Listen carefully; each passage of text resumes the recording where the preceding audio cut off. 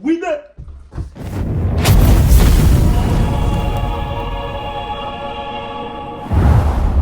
What is up, my fellow Shadow Warriors? This is the Undead Ninja here. So the big issue that I've been battling is myself, because strep is a bitch. So basically, I apologize for not getting many videos out. I've been battling strep, and then on top of it, by the time I felt better, it was Christmas, and then it's just been this whole roundabout sickness. And then, you know, working, adulting, and all that fun shit. But today's topic, and the biggest topic of all, is we're finally finishing my 3-part series on the Skyrim Civil War. See here, I have made 2 other videos, very brilliant when it comes to details, and now it is time to finish it, put it to rest. So you know what? Strap onto it and let's attack the Thalmor. So with that being said, who are they? Huh? Who are these tall, greedy looking bastards? Okay, well, let me tell you. The Aldmeri Dominion consists of 3 races, okay? This happens to be Wood Elves, which are also known as the Bosmer, High Elves, of course, which are the Altmor, and then the Khajiit, which everybody loves Khajiits, specifically furries, because, you know, they're cat people. But the big issue is Stormcloaks are still having issues with them. That's beside the point, okay? We're not talking about that right now. But it's interesting on how they were recruited into the Aldmeri Dominion. And this is kind of how you get the mindset and the thought process on why High Elves end up being really hated or being wished that they could get thrown off a cliff by a Stormcloak. No in between. It's one or the other. So, the Wood Elves, also known as Bosmer, were recruited because they were having their own civil war going on within the reigns of Queen Iron. Okay, so when you're going into the lore and finding out about this, you find out that the Altmer, so High Elves, really like to instigate things and bring in their aspects and their mindset and whatnot. So, if you don't know what Valenwood is where the Wood Elves are from.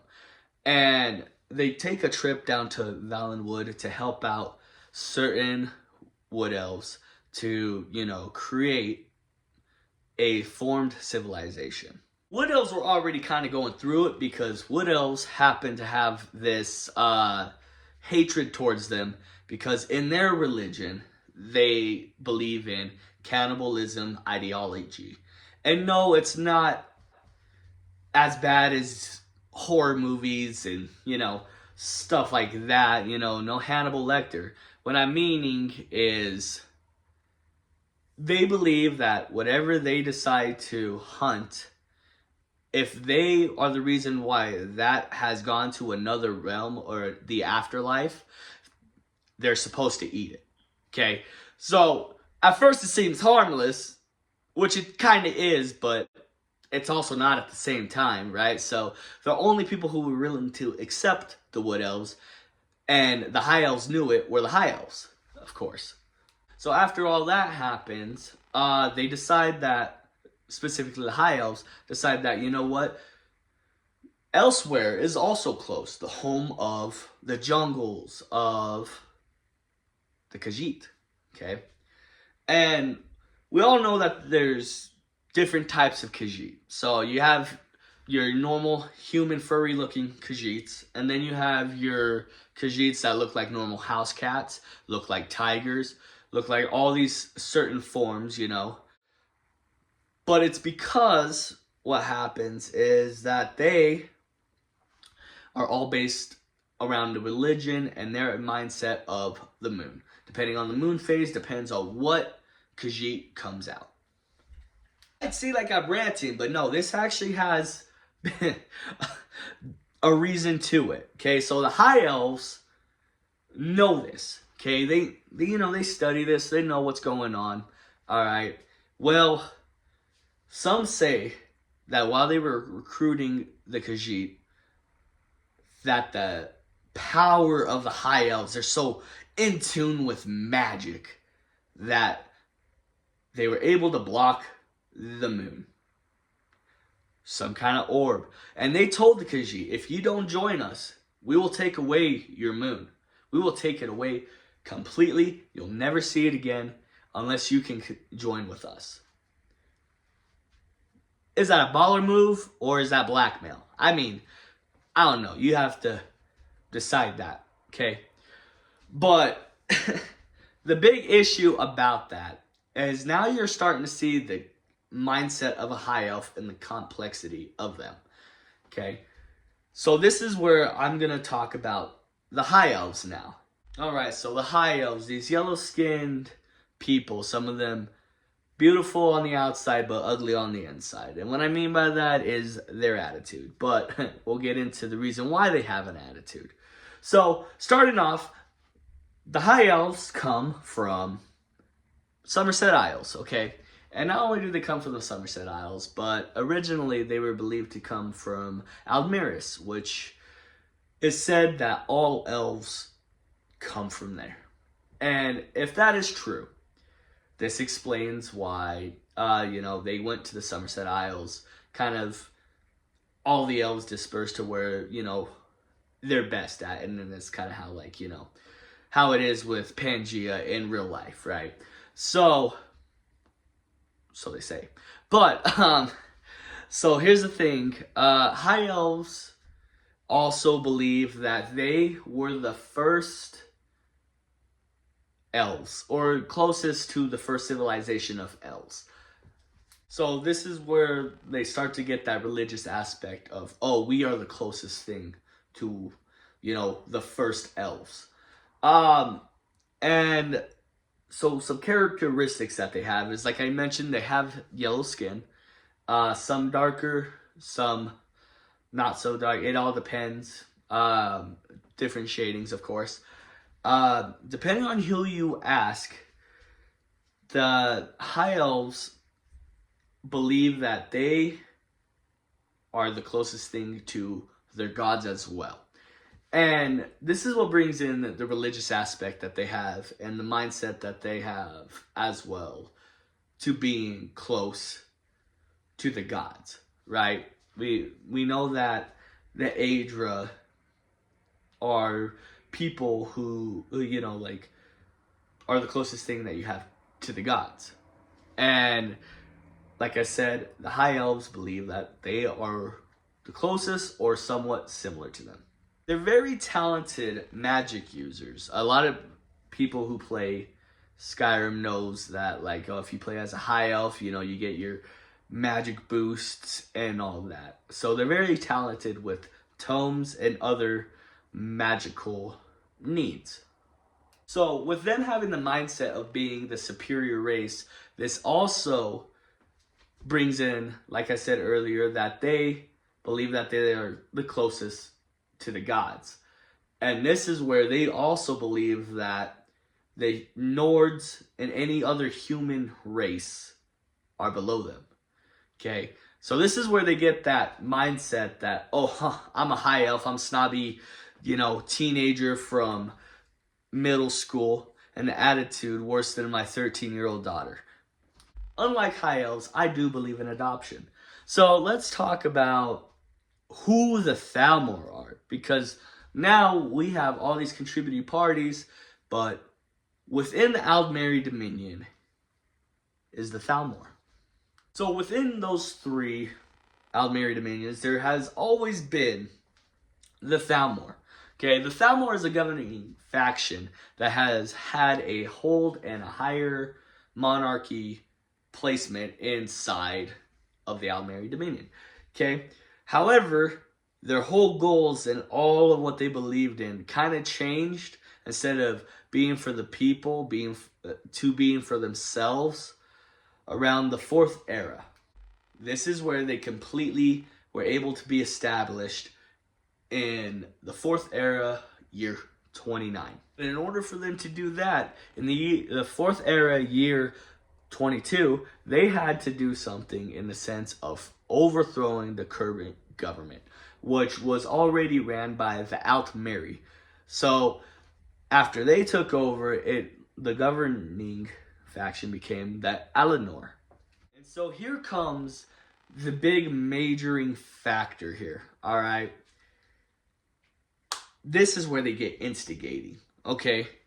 Like I said earlier, they already like to meddle into other people's businesses, such as the Khajiit, the Bosmer with the Wood Elves, you know, and whatnot. And they continue this now. Now they're even more in it, because now they instigate the Argonians to overthrow the Dark Elves. Mainly because the Dark Elves have treated Argonians as people beneath them and farming equipment. And yeah, that whole different lore video I'll get into one day. But they instigate the revolution between the Argonians, okay? And now that they instigate that, they're also instigating what ends up happening in Skyrim, of course. But they also were the biggest participants in the Great War. So not only were they trying to take over Hammerfell, they were trying to take over Skyrim, Cyrodiil, High Rock, like everywhere that you could possibly think of, the Thalmor has tried to take over, so that way they can become the head people. So now, with, like I said, them trying to take over everything and now being part of the Fourth Great War, they now attack Titus Mede II to take out the throne, or at least take it over, right? Because they have an agenda that they're trying to fulfill. And this is where, as I mentioned in other videos, the white gold concordate is in play. Well, now this is where they are finally in the Skyrim Civil War, okay? Because of the white gold concordate, now we know that the Thalmor are the reason why Nords can't worship Talos. They take away all, you know, like everything that they possibly can, make it harder for the Nords.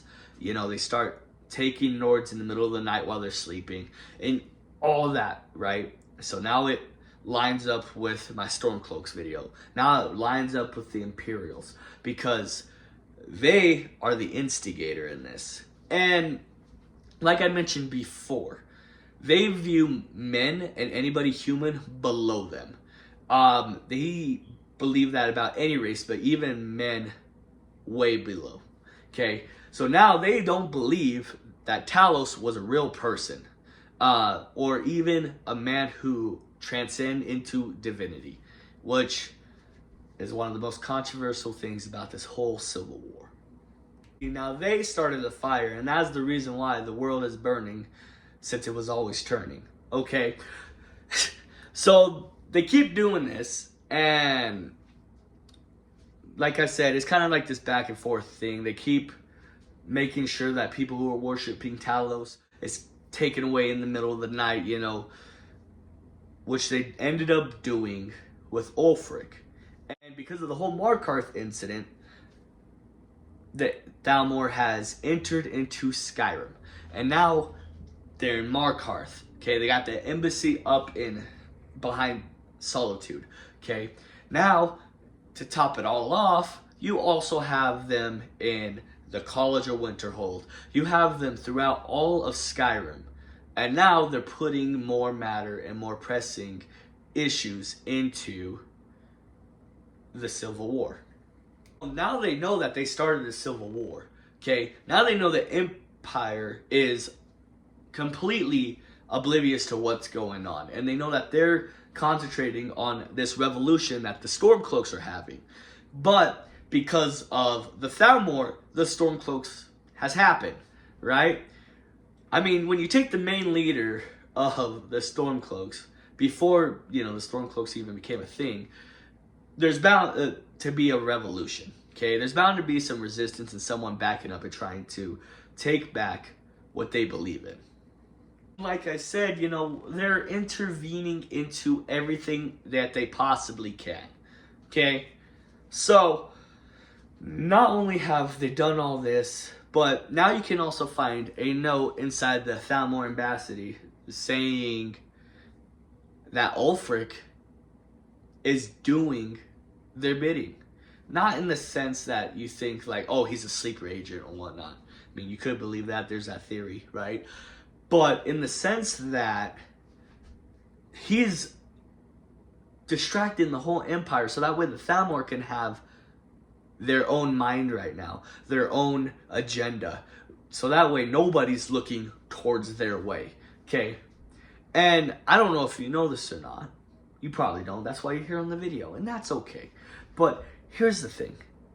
The Thalmor are trying to just destroy Nirn, dog. And it might sound like some grand conspiracy, but they want to destroy Nirn because they want to get rid of the factual thing of men, so that way they can ascend to godhood. Okay? I mean, it's just the mindset, of course. There's theories, and this is like the main reason why people believe that they're starting all this bullcrap and all this crap. You know what I mean? So let's get into the conclusion of this, okay? Now, my opinion on high elves is that it's a generational thing to believe that they're above people and not realize the issues around. I mean, you have one high elf that you can marry and she constantly insults you, but she really doesn't believe that she's insulting you. You know what I mean? And I think that's just the cultural differences within it, and the reason why people just assume that it's all high elves. Okay? But the Thalmor specifically are the issue. Okay? The Thalmor themselves, they want to take over. Not only do they want to take over, they want to make sure everybody's down. And like I said, they want to destroy your very world that you have. And that is a problem. I mean, if the Imperials and the Empire itself wasn't so sidetracked on fighting the Stormcloaks, because the Stormcloaks are so concentrated on trying to fight the Empire, then they would see what is actually going on. And yes, there is some truth to Ulfric, okay? There is some truth to knowing that he knows that Thalmor is bad news, okay? But so does the Empire. So it's not just a one-sided thing. It's just two people in the same side butting heads because they can't get along. With Ulfric being a key part in this war, then the Thalmor is already winning. So my final thoughts on this, and to conclude the 3-part series, is that they need to stop. Either the Empire needs to win, or Ulfric needs to come to the conclusion that this isn't the way. And if Ulfric does gain independence, not only is the Empire weak, but so is Skyrim. And if you have both weak parties here, then the Thalmor wins. Alright guys, thanks for watching my video. I appreciate every single one of you who have clicked, liked, and commented.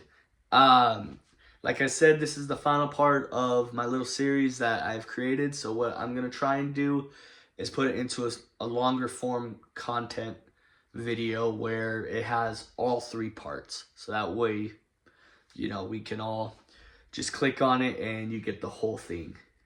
The other thing I wanted to mention is I hope you all have a happy new year, happy holidays, and to top it off, thank you for commenting, and like I said, giving me your views and stuff.